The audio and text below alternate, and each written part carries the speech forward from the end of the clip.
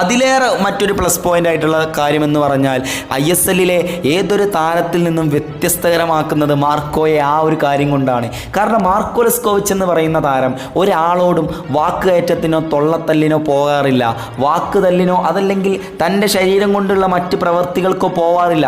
കളിക്കളത്തിൽ അയാൾക്ക് എന്ത് സ്ഥാനമാണോ കൊടുത്തത് അത് ഭംഗിയായിട്ട് നിർവഹിക്കും. അതിൻ്റെ അപ്പുറത്തേക്ക് ഒന്ന് ചെയ്യാനായിട്ട് മുതിരാത്ത താരം തന്നെയാണ് മാർക്കോ ലെസ്കോവിച്ച് എന്ന് പറയുന്ന ഞങ്ങളുടെ ആ ഒരു വൻമതിൽ.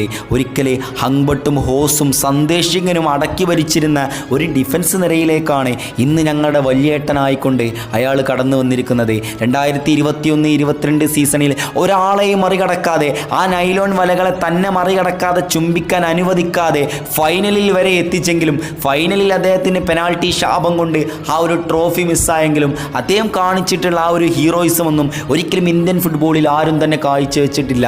അന്ന്